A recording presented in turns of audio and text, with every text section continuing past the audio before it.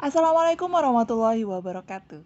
Kami dari Angkatan 49 Kelompok 2 akan sedikit menjelaskan tentang mind map atau peta pikir kami terkait modul wawasan kebangsaan dan nilai-nilai bela negara. Selamat menyimak. Sebelum mengenal lebih jauh tentang wawasan kebangsaan, saya, Rina Yulianti SPD, akan menjelaskan terlebih dahulu tentang apa itu wawasan kebangsaan.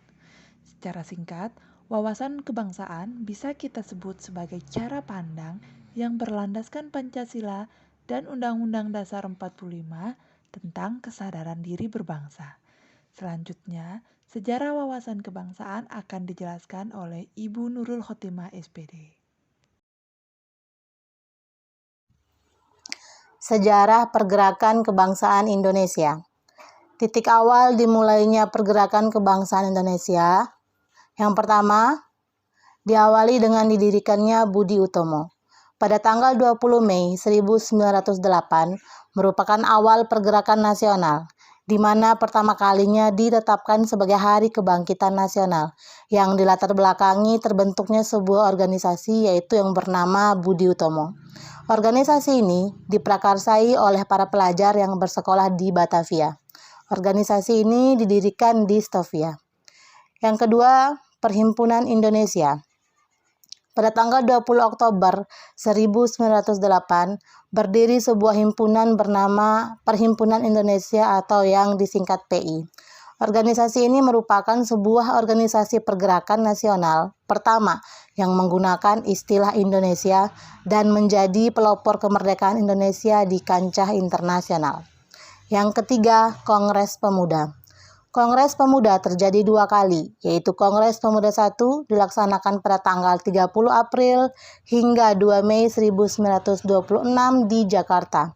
Sedangkan Kongres Pemuda 2 dilaksanakan pada tanggal 27 hingga 28 Oktober 1928 yang bertempat di Jakarta. Pada kongres kedua ini terjadi peristiwa bersejarah yaitu Sumpah Pemuda, sehingga tanggal 28 Oktober ditetapkan sebagai Hari Sumpah Pemuda. Tidak hanya itu, pada kongres kedua ini untuk pertama kalinya lagu kebangsaan Indonesia dikumandangkan. Yang keempat, Panitia Persiapan Kemerdekaan Indonesia atau yang disingkat PPKI. PPKI diketuai oleh Insinyur Soekarno dan dibentuk pada tanggal 7 Agustus 1945. Dalam sidang ini disahkannya Undang-Undang Dasar Negara Republik sebagai undang-undang tertinggi. Adapun hasil dari sidang PPKI adalah salah satunya yaitu memilih presiden dan wakil presiden, yaitu Insinyur Soekarno dan Muhammad Hatta. Yang kelima, proklamasi kemerdekaan. Pada tanggal 17 Agustus 1945 ditetapkannya Hari Proklamasi Kemerdekaan Republik Indonesia yang diawali menyerahnya Jepang kepada tentara sekutu. Demikian, materi selanjutnya akan disampaikan oleh Saudara R. Jafar Sidik Permana. Disilahkan. Ada 4 macam konsensus berbangsa dan bernegara. Yang pertama yaitu Pancasila, di mana Pancasila adalah landasan negara kita dan pentingnya kedudukan Pancasila bagi bangsa Indonesia dalam hidup bermasyarakat, berbangsa dan bernegara, sehingga gagasan dasar yang berisi konsep, prinsip, dan nilai-nilai yang terkandung dalam Pancasila harus berisi kebenaran nilai yang tidak asing bagi masyarakat Indonesia. Dengan demikian, rakyat rela menerima, meyakini, dan menerapkan dalam kehidupan yang nyata. Untuk selanjutnya dijaga kokoh oleh kuatnya gagasan dasar tersebut agar mampu mengantisipasi perkembangan zaman.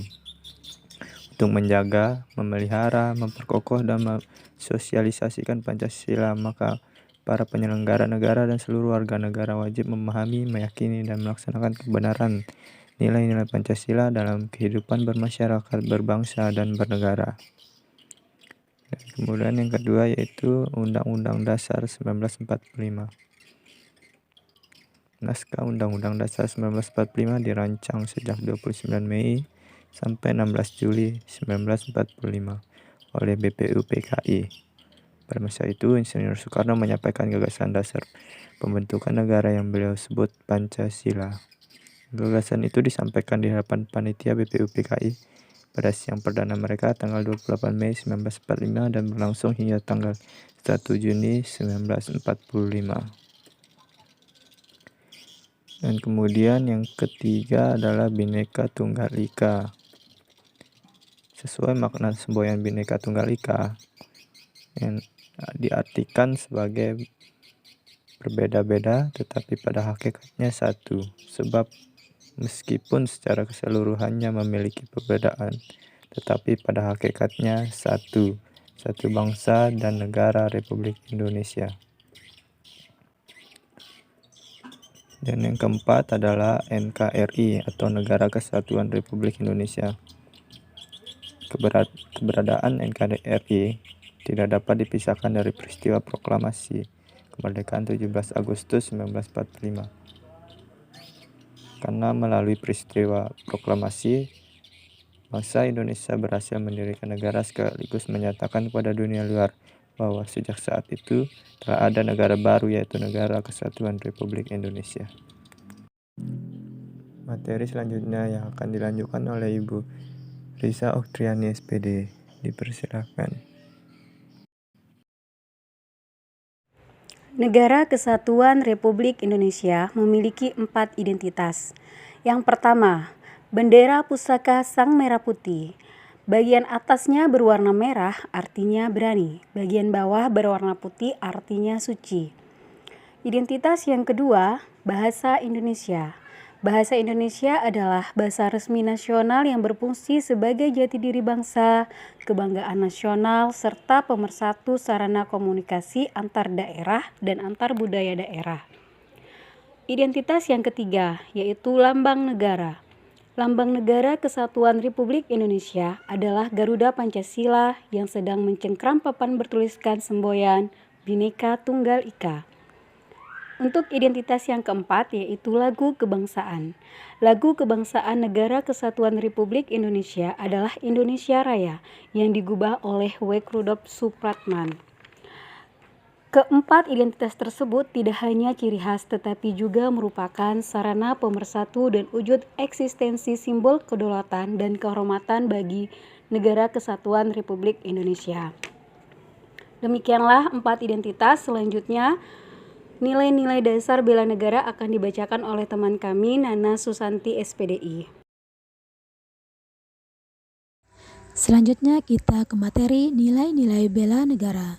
Definisi dari bela negara adalah tekad, sikap, perilaku, dan tindakan warga negara yang dijiwai oleh kecintaannya terhadap NKRI dalam menjaga kedaulatan negara, keselamatan bangsa dan negara, dan juga keutuhan wilayah Republik Indonesia dalam menjamin kelangsungan hidup bangsa Indonesia dan negara dari berbagai ancaman.